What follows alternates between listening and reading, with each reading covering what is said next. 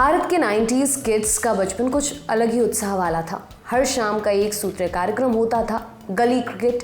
फिर बाल जगत में क्रांति हुई, वीडियो गेम्स से पहली बार राब्ता हुआ, एंट्री हुई मारियो की। उसके बाद चाहे अपनी नायिका मिली हो ना हो, मारिया की प्रेमिका को बचाने में कभी कोई कसर नहीं छोड़ी गई। मारियो अकेले नहीं था, मशीन में सिक्के डालने वाला दौर आया। इसके बाद टेकन 3 का क्रेज हो गया। घरों में कंप्यूटर आने के बाद GTA, Vice City, San Andreas, cricket जैसे गेमों से दोस्ती हुई। मतलब एक बार खेलना शुरू किया तो 4-5 घंटे उसी में लगे हुए हैं। अपने घर पे कंप्यूटर नहीं तो दोस्त के घर पर जाकर खेल रहे हैं, एकदम मजे ही मजे। खैर, ये तो हो गई नॉस्टैल्जिया की बातें। लेकिन तब क्या आपने सोचा था कि ऑनलाइन गेम्स खेलना एक प्रोफेशन भी हो सकता है, रोजगार भी ऐसा कि भारत के प्रधानमंत्री नरेंद्र मोदी चुनाव के बीच ऑनलाइन गेमर्स से मिले? ऐसा कैसे हुआ? कुछ साल पहले बात दूर की कौड़ी भी नहीं थी, लेकिन ऑनलाइन गेमिंग इंडस्ट्री अब 1-2 रुपए के सिक्कों की बात नहीं। अभी इंडस्ट्री हजारों करोड़ रुपए की है, इतनी बड़ी कि भारत सरकार कुछ गेम्स पर 28% GST लगाती है और ये मुद्दा सुप्रीम कोर्ट तक पहुंच गया है। जो चीज़ कभी हमारे लिए सिर्फ जुनून थी, वो अब कई लोगों के लिए जुनून के साथ साथ प्रोफेशन भी बन गई है।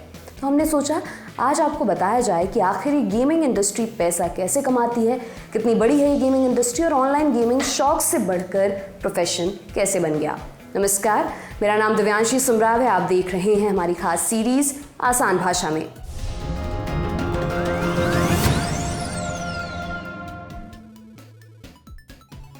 शुरुआत करते हैं कुछ फैक्ट्स के साथ। Interactive entertainment and innovation council ये एक नॉन प्रॉफिट ऑर्गेनाइजेशन है जो भारत में इनोवेटिव एंटरटेनमेंट के क्षेत्र में काम करती है। इसने गेमिंग प्लेटफॉर्म विंजो के साथ मिलकर 27 मार्च 2024 को एक रिपोर्ट निकाली, इंडियन गेमिंग रिपोर्ट 2024। इस रिपोर्ट में कुछ बेहद रोचक बातें सामने आई हैं, जैसे दुनिया के मुकाबले भारत में मोबाइल गेमिंग मार्केट सबसे तेजी से बढ़ रहा है। कैसे? 6 पॉइंट्स में इसे समझते हैं। सिर्फ 2023 में गेमिंग इंडस्ट्री की वजह से भारत में 1 लाख से ज़्यादा स्किल्ड रोजगार के मौके बने हैं, जो आने वाले दशक में बढ़कर 2.5 लाख हो जाएंगे। इस रिपोर्ट के मुताबिक भारत में 56 करोड़ लोग मोबाइल या ऑनलाइन गेमर्स हैं, माने इतने लोग मोबाइल या ऑनलाइन गेम्स खेलते हैं। ये संख्या अमेरिका की कुल आबादी की 1.5 गुना है। इससे पता चलता है कि भारत में मोबाइल और ऑनलाइन गेम्स की कितनी बड़ी मार्केट है। इंडियन गेमर्स को अगर एज ग्रुप में बांटें तो एक रोचक तस्वीर सामने आती है। कुल गेमर्स में से 50% 18 से 30 साल की एज ग्रुप के हैं और 30% गेमर्स की एज 31 से 45 साल के बीच में है। इसके अलावा अभी देश में करीब 1.5 करोड़ लोग मोबाइल या ऑनलाइन गेमिंग के पेड यूजर्स हैं, माने गेम खेलने के लिए उन्होंने सब्सक्रिप्शन लिया हुआ है। इस रिपोर्ट की माने तो साल 2028 तक ये संख्या 2.5 करोड़ से ज़्यादा होगी।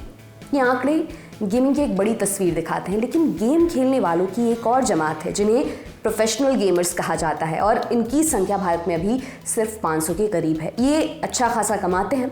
हालिया सालों में प्रोफेशनल गेमर्स की कमाई और शोहरत में इतना इजाफा हुआ कि भारत में बहुत से युवा इसे करियर ऑप्शन की तरह देखने लगे हैं। लाजमी है कि गेमिंग कंपनियां भी इस ट्रेंड को भुनाने की फिराक में हैं। भारत में वर्तमान में करीब 900 गेमिंग कंपनियां हैं और 500 गेमिंग स्टूडियोज हैं। इनकी संख्या में आगे और इजाफा होगा क्योंकि डेटा बताता है साल 2023 में दुनिया भर में जितने गेम्स डाउनलोड किए गए उसमें सबसे बड़ा हिस्सा भारत का था। भारत ने अमेरिका, ब्राज़ील जैसे देशों को भी पीछे छोड़ दिया। इस डेटा को देखने के बाद एक सवाल ये भी उठता है, आखिर भारत में इतनी तेज़ी से गेमिंग इंडस्ट्री क्यों बढ़ रही है? इसको समझने के लिए एक आंकड़े पर आप गौर कीजिए। भारत की गेमिंग इंडस्ट्री में मोबाइल गेम्स का बोलबाला है। 90% मार्केट सिर्फ मोबाइल गेमिंग की है। इसकी खास वजहें हैं। आज के समय में भारत मोबाइल मैन्युफैक्चरिंग का हब है। इसकी वजह से मोबाइल फ़ोन सस्ते हुए हैं और इनमें मेमोरी स्पेस भी काफ़ी बढ़ गया है। साथ ही इंटरनेट डेटा पैक भी दुनिया के मुकाबले बहुत सस्ते हैं।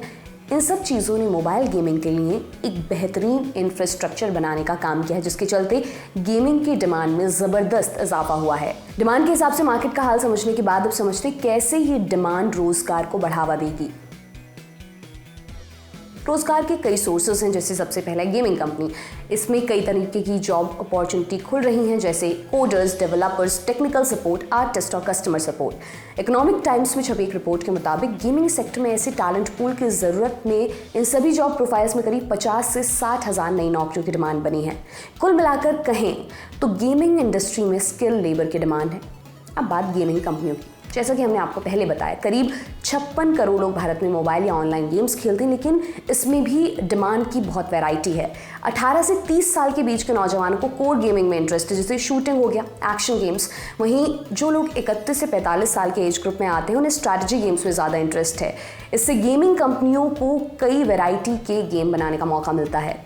इंडियन गेमिंग रिपोर्ट 2024 में इस बात का जिक्र भी है कि साल 2028 तक इसकी वजह से भारत के गेमिंग सेक्टर में 5 डेकाकॉन्स और 10 यूनिकॉर्न बन सकते हैं। डेकाकॉन यानी वो स्टार्टअप कंपनीज जिनकी मार्केट वैल्यू 83,000 करोड़ रुपए से ज़्यादा हो। यूनिकॉर्न यानी वो स्टार्टअप कंपनीज जिनकी मार्केट वैल्यू 8,300 करोड़ से ज़्यादा हो।